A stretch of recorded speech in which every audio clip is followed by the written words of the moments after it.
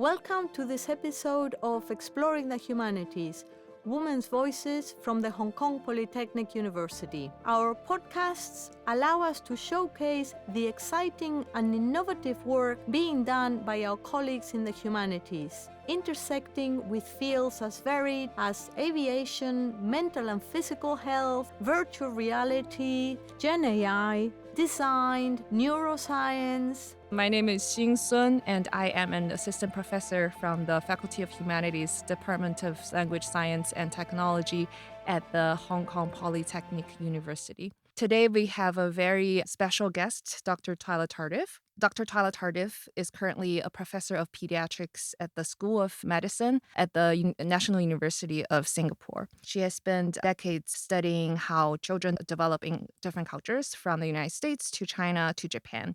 And she has held faculty positions in Hong Kong, in the U.S. from the University of Michigan, and now in U.S. So Dr. Tyler Tardif, thank you for being here today. Thank you, Professor Sun. It's a great honor and pleasure to be here, and especially to be here as your guest and proud former mentor. Thank you, Tyler. I had really a great experience working with you at the University of Michigan when I was doing my PhD. Yeah, so when I was going to the States for my graduate studies, I was very shocked by the cultural differences and whatever. And that's sort of what brought me to research in culture-related topics. And I'm very curious about your experience, like what brought you to studying different cultures and the psychology behind them. Thanks. So actually, I grew up in a city that had many different cultures, and even in my own family, there were different cultures. So I was pretty much used to the idea that people had cultures, and I had the opposite experience when I went to the US. When I went to the US, I went to a place where there really weren't as many different cultures in one place. I grew up in Canada, and then I did my graduate school in the US, like you too. But then when I came to China and then started teaching in Hong Kong, I was really fascinated about some of the differences. And I was interested in really thinking about sort of how families, cultures, and even languages shape who we become.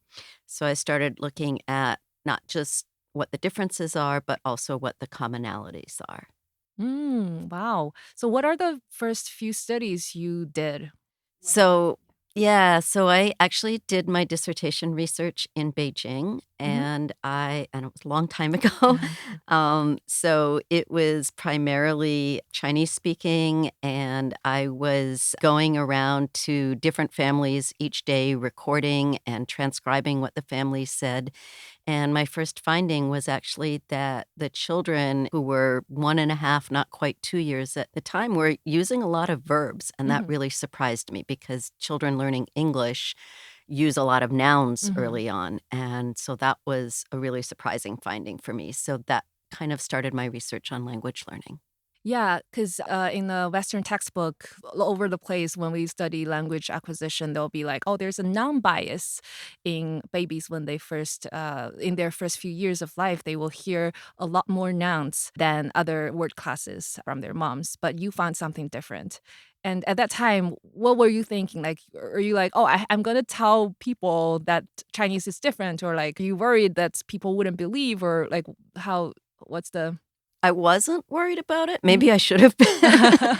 um, Yeah, it was interesting for me because I didn't actually realize that was happening Mm. until actually a few weeks into my study. I had to report to my advisor. At that time, we didn't have easy texting and emailing Mm. and so on. So we talked once a month over the phone, and I had to give her an idea of what I was finding. And so I decided to just count up the words, and I was so surprised. Mhm. So I was counting all these words, and I was like, wait, they can say grab, they can say, so in Chinese, na, Mhm. and bao, and all of these words that English-speaking kids just don't know early Mm. on. And so I actually thought I made a mistake. Mm. And I counted and I recounted and I counted again.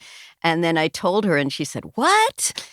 Did you count right?" And so, anyhow, I think that it's really interesting because when we talk to young kids, we just use the language that's natural for Mhm. us. And we don't really pay a lot of attention unless they're saying things that matter to us, like mama, Mm, dada. mm, Everybody knows when they mhm, say that. But if they're saying things like grab or want or bottle, mm, it's not as memorable to us. mm. And so was actually a surprise for me as well. And publishing it, it was a little difficult because it was a surprising finding in the field. So it was a little challenging. Yeah, so what are the linguistics or psychological mechanisms that you think that Chinese is different from English in terms of like that drives this difference? Like moms would say more verbs if they're Chinese monolingual.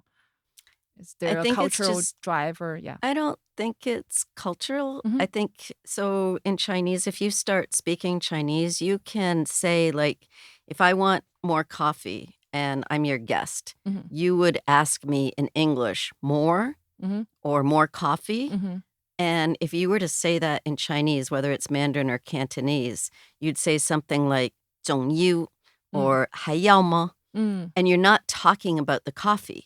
You're talking about the action. Right. Or even if like 还要, it's Mm. like still want. Want, yeah. And in English, it's more coffee. So it's like Hmm. everything's focused on the substance, whatever it is. Mm. So I don't think it's like cultural or Mm. linguistics. I think they go together. And Mm. that's one of the things that I find so fascinating is that culture, language, thinking, emotions is all just like one One. big thing that you start to tease apart when you look at different pieces of it. But um, yeah, I wouldn't say it's culture or language. I'd say Mm. they go together. Cool. And that was the first study, like your dissertation you did in Beijing, and then you moved to Hong Kong. And yeah, so how do you feel about Hong Kong at that time? And what were the first few studies or like impressive studies you've done that you would like to share? Well, Hong Kong obviously is very different from Beijing. And at that time, it was much more different from Beijing than it is now. Um, for me, actually, what really surprised me when I was living in Hong Kong at the time was that there was much more focus on Chinese medicine and like Leung and Yi. Mm, So and I had no understanding of that whatsoever. So I remember I was sick and I wanted a friend of mine to pick up some mangoes because I liked mangoes and I knew they had lots of mm, vitamin C. mhm, And she just brought back some oranges. And I was mm. like, why would she do that? It's mango season. Why are you Mhm. bringing me oranges? So I finally asked her, and she's like, "Mda, mda." So it's like because mangoes are heat causing Ah. and oranges, but not tangerines, which to me really didn't make a difference at the time. And I was just like so struck by these differences. And then I remember another time I was really excited about something. And my friends were saying, don't get too excited. It's bad for your health. I'm like, what? How can being happy be bad for your health? And again, it was like this idea of 中庸. Oh yeah, So you're supposed to balance. be like balanced. And Uh, if you're out of balance, it doesn't matter if it's good balance or mm, bad balance, mm, which I think actually Western psychology is kind of catching up with this mm, idea of positive stress and negative stress mm, is still stress. mhm, But that was my first introduction to it. And so I started doing some research on how children and parents handle emotions. mhm, In Western cultures, we think about the psychology of emotions. mm, And my Chinese friends, and especially my Hong Kong friends at the time, were much more focused on physical mm, aspects. So instead of saying, I'm nervous, they mm. would say, my stomach's upset Ah, right. or my heart's beating fast. Yeah, 心跳. yeah. Whereas, like, I just wasn't as aware of those physical symptoms. I might be experiencing them, but I wouldn't have been as aware of them. And I wouldn't describe my emotions in that way. Mhm, And then I had also Japanese colleagues and Japanese friends at the time. And one of them was really talking to me in this way that I didn't understand. And she was talking about emotions as these social things. And I was like, well, okay, I get it. But then I realized, like, okay, we all have all three aspects, right? So even in Western cultures, our emotions have effects on each other. Right. So sometimes you try to hide your emotions, mask your emotions. You don't express them as openly. Other times you do, like, you don't laugh at a funeral. Right. That's just generally, Right. unless Yeah. it's, sometimes you do because you're trying to honor the person. But if somebody just tells you their mother died, you're not going to laugh. Right. Whereas if somebody's trying to tell a joke and it's supposed to be funny, even if it's not, we try to laugh. Right. So there are social aspects to it. There's also, we think about emotions. Like we probably spend most of our time just sorting through emotions and feelings. And so there's psychological component no matter what culture you're in. And then there's this physical component, even in Western cultures. Of course, you have sweaty palms or your heart's beating faster or so on. So I thought about it, and it wasn't like different cultures have these different aspects, but it was more like there was a spotlight on one aspect. So maybe more of a social spotlight in Japan, and then maybe more of a physical spotlight in Chinese cultures, culture. and then more of a mental, Mind. psychological spotlight in Western. at least in Anglo-European cultures. So that actually led me to doing some research on children's and parents' socialization, or how they help children express and really become more mature in expressing their emotions. And that speaks to your study on like gifts. Yeah. So, Tell us more about it. Yeah. so I had these experiences, but I wanted to test this idea and say, okay, so is it true that these different cultures have these different emphases? So, together with my colleagues in Japan and Beijing and Hong Kong and the US, we came up with a study where we had children from each of the Chinese culture, Japanese culture, and US sort of Anglo Western cultures. And we gave them these different situations. So one of the situations was classic paradigm in developmental psychology, where we say, okay, we're going to give you a gift. We tell this to 4-year-old children. We're going to give you a gift. And we give them like 5 or 6 objects to choose from. And one of them is really cool, like a red fire truck or bubbles or something that kids like. And then we had things like a pencil, just a regular pencil. And then we had things like a broken comb, which nobody really wants, or a bottle cap. And we asked the kids to rank order which one they liked best, and then second best, and then which one they didn't like. And we were mean experimenters. And so instead of giving the kid the one that they gave, so we told them that we would give them the best one, and we went out and somebody else came back and gave them the wrong gift. And so we were looking at the kids' expressions. And we looked at what their faces were showing, what they said. We even asked them how they felt. And we also looked at their body language and what they were doing. So what did you find? Well, it was pretty interesting. So in all 3 cultures, the kids were just not happy about the gift. That was I'm obvious. sure. Nobody, not a single kid, even though these were well-socialized kids, not a single one said thank you. Nobody says thank you. They all just kind of stared at the person. And that person, also part of the way the study is set up, is that person, it was horrible being that person. So Sure. they were supposed to just read a book and not really make eye contact with the child. And then they got up and left the child alone for, it was just a minute, but it was the world's longest minute. I'm sure.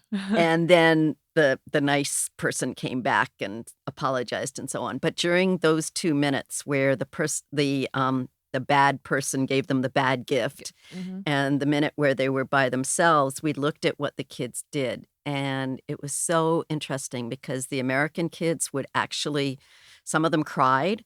Yeah, it was sad. I remember my own daughter, she just looked so sad. And when the good person came back, what was really interesting is that the American kids were happy when they said sorry and gave them the good gift. But the Chinese and Japanese kids were like, I don't trust you anymore, especially the Japanese kids. They were just like, whoa, you've done something. You somehow tricked me. So they were very attuned to the social situation. And the Chinese kids were kind of in between. So they were happy at the beginning, choosing the gift. They were sad in the middle, but not quite as sad as the American kids. But then they didn't get happy at the end like the American kids did. Yeah, so each culture kind of had its own way, even though all of the kids, certainly they were happier at the beginning than in the middle or at the end. And they were also more likely to show their emotions when they were by themselves than when that stranger was there. So if the kids cried, usually they cried when they were by themselves or when the good person came back. It's interesting. I know that your main research studies language and reading acquisition. And so tell us more about that. So I was actually I was 9 when there was a big exhibit that came from China and also Taiwan at the time that was showing all kinds of artwork. And it was like the first time I had seen Chinese writing. And I was so amazed by it. And I loved horses at the time. And there was this one exhibit. It had like a painting of a horse. And then it had, beside the painting of the horse, it had the character for Ma in at different times in Chinese history and showed like the 5,000 evolution. years of that character. And I had never even thought, I loved reading, I loved learning language, but I never realized that language could change. So that was like this mind-opening experience. Not only did I see these things that were characters for the first time, but also this idea that you could write it in different ways over time. So that really got me interested in how languages differ, but it really wasn't until actually after I came back from Hong Kong to the University of Michigan where I really started thinking about not just how spoken languages differ, but how written languages differ and how children learning different written languages might have different strategies for learning them. And some of that was based on colleagues of mine in Hong Kong that I had worked with who were doing work on reading. And then some of that was actually your dissertation advisor who was really interested in reading. And she was interested in bilingualism. And it was sort of one of those moments where it's like, oh, I actually know how to read in both of these languages. Right. And oh, is it different? Is it not different? So that really started my thinking about it. Cool, cool. Let's talk about your work on bilingualism. And we studied this actually together. So as we both are like multilinguals, and we're sort of the opposite, right? So you study English as your native language and Chinese as your second language, and I study Chinese as my native language and English as second language. So when you study Chinese, what kind of differences you found? So I would say for me, learning Chinese, two things. So one was it was so hard for me to learn to read in Chinese. Right. I tried and failed 4 times Okay. and gave up completely learning to read Chinese. And then the 5th time, finally, I decided, okay, I'm going to do this. And I remember I had a tutor at the time, and she made me write out each character 20 times. And it felt so boring, Yeah. but somehow I realized that in that process of writing it, I finally learned how to read it. But I never had to learn to write English in order to read in English. Instead, I would like look at the word and sound it out. Yeah. And if I didn't know how to write the word, then I would say it out loud and then I would just try and spell it based on the letters that I knew and the sounds that I knew. So when I had to kind of see this character and like know how it was pronounced, know what it means, and then match it to this like symbol, I was so surprised. And then I remember one of my friends in China, we were kind of comparing notes on like what was interesting or not or hard. And I remember I would always ask somebody how to say something.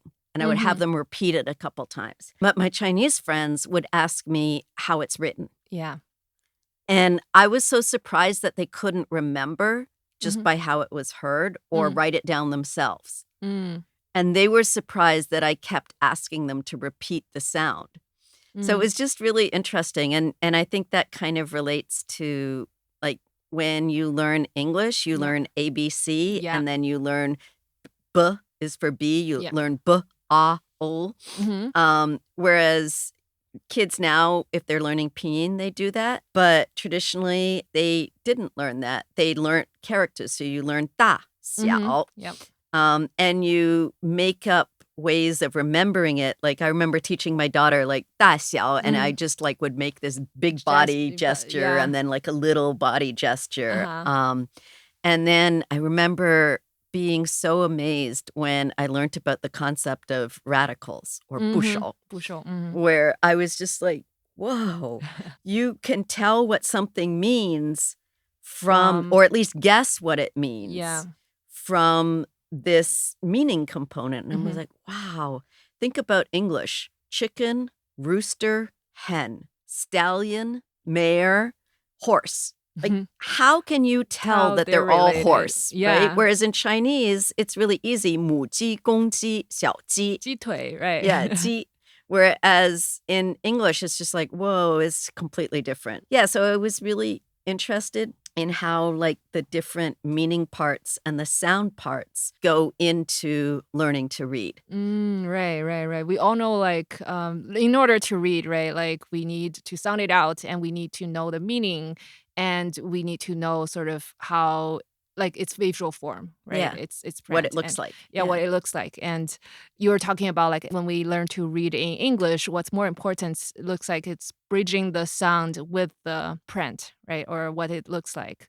What we found is actually in bilingual kids, we were interested in, well, what about you know both languages, right? You would learn Chinese in the Chinese way and you learn English in the English way. Yeah, I mean, the main message is that the brain is incredibly flexible, and at the same time, the brain adapts to what it is it's exposed to. So if you're exposed mostly to Chinese, then your brain is ready to learn Chinese. And when you then learn English, whether it's spoken English or written English, you're using the skills that you already learned to learn this new language. Similarly, when I learned Chinese, I used my skills from English to learn Chinese, which thankfully we have skills from whatever language we learn first. And it's really cool that we can actually share those skills across languages. So it's not like we have to start from the beginning and learn from being a baby all over again. We can learn language at different times in our life, and we use the skills that we have. So, for instance, learning Mandarin made it much easier for me to learn Cantonese. And learning Cantonese actually made it easier for me to learn Japanese than going from Mandarin to Japanese, because Japanese kanji are pronounced more like an older version of Chinese. And also they're written in traditional characters, whereas I learned Mandarin in China and it was all simplified characters. So it was really a different experience. But our brains are incredibly well adapted to being able to learn new things based on what we've already learned. Okay. So then the take home for this line of research, would you say is what would you say to parents for like if I wanted to raise my kid to be a bilingual, would that be a good thing? And when should I expose them? So, absolutely, it's a good thing. I think that what's most important is that whatever languages you speak directly to and with your child, and you take that time rather than giving them a device and having them just listen, because that's not how kids learn language. They Mhm. learn it from interaction. They learn it from people who care about them. Mhm. And so I don't think it matters which language you speak as Mm. long as you speak it with the child. Mhm. I also think it's important that you use a language that you're confident and Mm. comfortable in. Mhm. So even if you want the child to learn English, that child is going to learn English when they go to school or go Mhm. to class. Mhm. But if they don't have a strong base in Mm. whatever language their parents are using, Mhm. then they're not going to be very good at English either. So Mm. you're better off using whatever language you're most comfortable in Mhm. with a young child. Mm. And they can learn a school language in school. Mhm. At the same time, if your family is multilingual Mhm. and dad speaks one language, mom speaks another language, grandparents speak another language, Mhm. then by all means, use Mhm. all of the languages. It's Mm. not going to confuse the child because kids are a lot smarter than we realize Yeah. in terms of language is not just the words. Mhm. Language is the sounds and it's the grammar. Mm. It's like the music of the language. If you hear different languages, even if you Mhm. can't hear the words, you know it's a different language. So even if you can't hear the words of Mandarin or Cantonese, you know whether it's Mandarin or Cantonese. I know whether something is English or French or German, even if Mhm. I can't hear the words, Mhm. because I've heard that like music of those different Yeah. languages. Mhm. So the main thing is just use languages you're confident in and don't be afraid to expose your child to different languages. I really agree with that. And to add on to that, the same thing goes with visual expression. So, like, if you're a bilingual baby, you can tell. You can tell that person's switching language even without hearing it. You just see their mouth moving. But if you're a monolingual baby, after a certain age, you wouldn't be able to distinguish them. All right. Thank you so much for sharing your incredible work with us today. It's been really, really enlightening. Well, thank you for having me, and it's been fun to talk with you. Thank you for joining us on Exploring the Humanities from the Hong Kong Polytechnic University.